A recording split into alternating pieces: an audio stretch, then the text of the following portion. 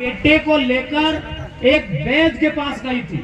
वैद्य यानी डॉक्टर मान लेते हैं। डॉक्टर के पास गई थी कि डॉक्टर साहब मेरे बेटे का इलाज कीजिए। तो डॉक्टर ने कहा आप 2 दिन बाद आइए तभी इसका इलाज करेंगे।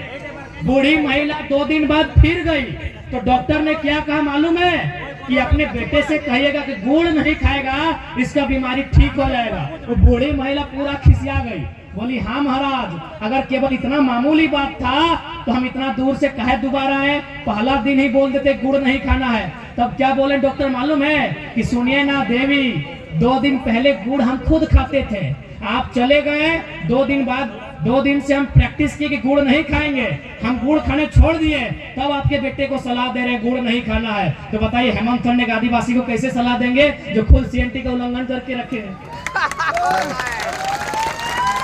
वो खुद सीएनटी कानून का उल्लंघन करके रखे हैं। आज कहीं कहीं उनकी पत्नी रो दी। अरे भाई, उनकी पत्नी आज विधायक बन गई है, कल मंत्री भी बन जाएगी, और हेमंत दादा जहां थे जेल में थे, उसे क्या फर्क था। लेकिन उस समय आंसू कहे नहीं आया जब प्रेम मार्डी जेल गया था। अरे हेमंत दादा जेल में भी थे ना, फिर भी रॉयल लाइफ जीते थे, टाइम टू टाइम खाना बनता था। ओ आप लोग को बेवकूफ कैसे बनाया गया मालूम है? आपको दिखा दिया गया नहीं, वहां जेल में व्यवस्था नहीं था, दाढ़ी बढ़ा के पाँव देखिएगा, पाँव का शेविंग है। आपको दाढ़ी दिखा दिया गया कि जेल में व्यवस्था नहीं था, वो दिखावटी था कि जेल के बाहर लोगों को क्या दिखाएंगे, पाँव देखिएगा उनका, पाँव का शेविंग है। क्या दादा बोका बनाइएगा? आदिवासी बोका रखिएगा आज भी, वाह रे वाह। पाँव देखिएगा उनका, पाँव का शेविंग है। तो जानबूझ के दाढ़ी का शेविंग नहीं किए कि जब बाहर आएंगे तो थोड़ा सा मजनू वाला सीन लगना चाहिए। सही बोल रहे, चेक कीजिएगा उनका पाँव, चेक कीजिएगा, पाँव का शेविंग है। अगर ठीक है हमको सहानुभूति है, ऐसा बात नहीं कि हेमंत दा के हम विरोधी हैं, उनकी राजनीतिक विरोधी हैं, उनके विचारों के विरोधी हैं, चलिए झारखंड के हैं, लेकिन भैया आप अगर जेल में थे भी तो कोई फर्क नहीं था। आपके घर में कहीं राशन नहीं घटा था, ना आपके बच्चे का ट्यूशन फी कम हुआ था। लेकिन पूछिए प्रेम मार्डी के घर जाके, पूछिए जो दीदी लोग जेल में थी उनका बच्चा का राशन घटा था। अब जो छोटे छोटे बच्चे थे उनको टुआ में दूध पिलाना पड़ता था। टुआ समझते हैं ना, पाउडर दूध। तो आप अगर जेल में थे तो कोई पहाड़ नहीं टूटा था आपके परिवार पे। लेकिन झारखंड के लोग टीवी में जो आंसू दिखता है उसको देखते हैं, बड़ा बड़ा नेता लोग जो आंसू बहाता है उसको देखते हैं। अब हम उम्मीद करते हैं झारखंड के लोग प्रेम मार्डी और उनके साथ जो बहन लोग जेल में रह के आई है उनके आंसुओं को भी देखेगी और 2024 के विधानसभा में पाई पाई का हिसाब लेगी। और आप विश्वास रखिए, अरे हम लोग केवल सीट हारे हैं ना, फिर भी हड़कंप में वोट देख के हार गए हैं ना, फिर भी लोग डर रहा है कि अरे जयराम महतो 3.5 लाख वोट लाया है, अगर वो विधायक बन गया, विधानसभा जीत गया तो भी तो नहीं छोड़ेगा, तो भी वो नाक में नून कस के रखेगा। आपको हम बताना चाहेंगे, जैसे आपके यहाँ ये ऑटो बाजा, क्या ऑटो बजाते ना, जमुना ऑटो जो है ना, चंद्रपुरा में भी एक सोलर कंपनी लगी थी।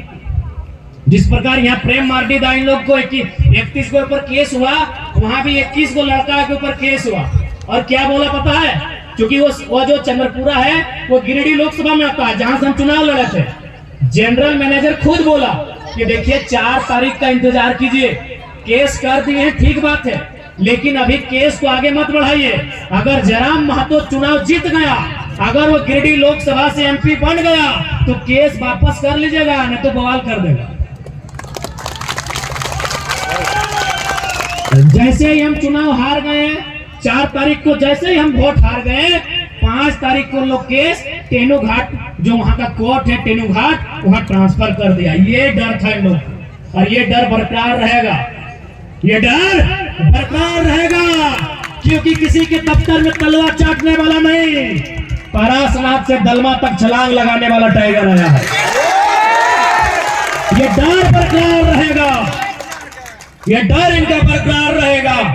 अरे बोल तो दिए, अरे विधानसभा में हम लोग खाली खाता खुलने दीजिए ना, इनका जो नाजायज खाता है अगर बंद नहीं हो गया तो फिर कहिएगा।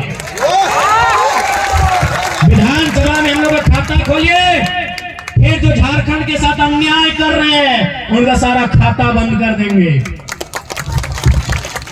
और बिल्कुल अंत में यही कहेंगे, खासकर दीदी लोग, आप लोग को भी तैयार रहना होगा युद्ध के लिए, क्योंकि जब हमारे पास जमीन था दीदी लोग का मान सम्मान बराबर होता था।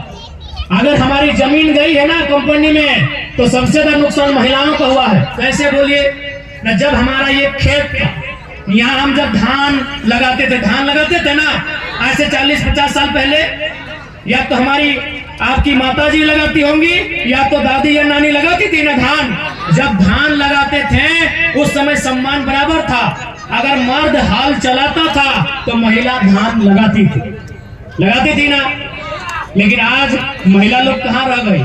खेत खत्म, महिला का रोजगार खत्म। सबसे ज्यादा नुकसान अगर किसी को हुआ है तो महिला को हुआ। मर्दाना लोग तो वहां जाके चपरासी का भी काम कर लेता है, मर्दाना लोग जाके कंपनी में झोला ढोने का भी काम कर लेता है। महिला लोग का क्या हुआ? घर में आ गई, आई कि नहीं, सम्मान भी नहीं, क्योंकि सारा कमाई पति जी करके आ रहे हैं। परमेश्वर आपके श्री श्री 108 श्री वो आके आपको रवाब दिखा रहे हैं ना, आपका काम नहीं रहा।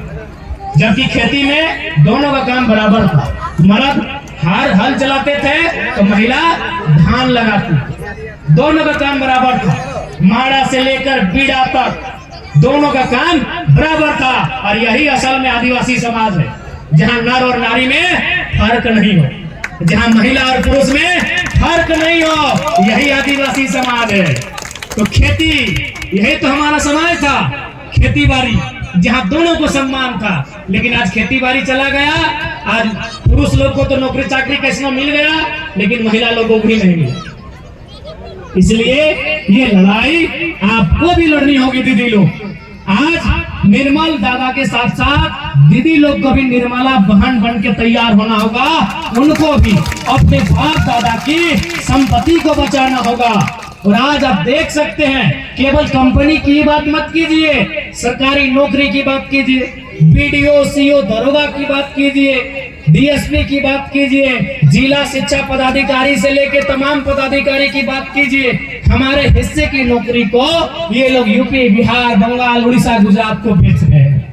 तो क्यों मना था झारखंड? आप बता दीजिए हमें, काहे लिए थे झारखंड हम 88 साल संघर्ष के बाद, 88,000 लोगों के बलिदान के बाद, 88,000 परिवार के उजड़ने के बाद, 88,000 बच्चों के अनाथ होने के बाद, 88,000 महिलाओं के विधवा होने के बाद हम क्यों लिए झारखंड? अगर आज भी वही लोग सरकारी दफ्तर में बैठेंगे, आज भी वही लोग इन कंपनी का बाबू मोसाई बन के आएंगे, तो हमने झारखंड आज क्यों लिया था? हमको बता दीजिए। हम लोग आंदोलन करना छोड़ देंगे, क्यों लिए थे भाई? आप बताइए।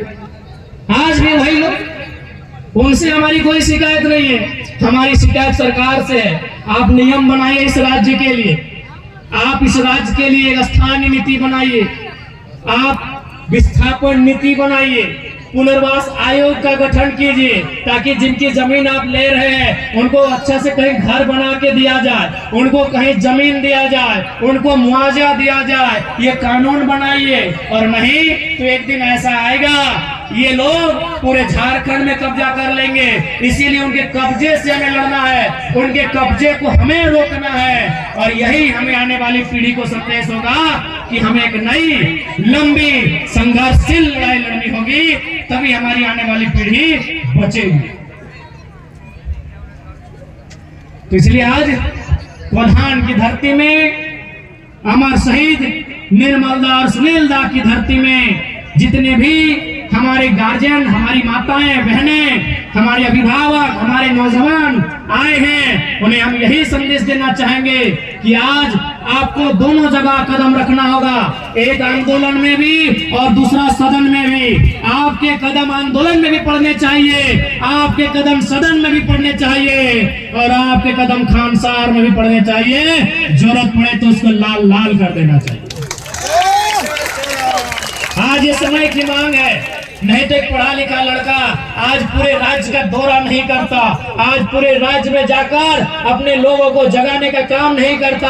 कहीं जाकर हम भी किसी छोटे मोटे कंपनी फैक्ट्री में इतनी योग्यता रखते हैं कि 20-25 हजार की नौकरी कर सकते हैं, लेकिन हमें लगता है आज हमें लड़ना होगा, इन्हीं लोगों के लिए लड़ना होगा जो लोग आज कहीं काम कर रहे हैं। उनके काम को अस्थायी करने के लिए लड़ना होगा, उनके बच्चों को अधिकार दिलाने के लिए लड़ना होगा। नहीं तो एक दौर ऐसा आएगा जब झारखंड के लोग कटोरा लेकर भीख मांगने निकलेंगे। आज हमारा ये दृश्य देखकर बड़ा डर लगता है। आज इसी कंपनी को देखिए, आपके ठीक 100 कदम में है, जाके पूछिए कितने इनके पदाधिकारी झारखंड के हैं, कितने आदिवासी मूलवासी इनके पदाधिकारी है,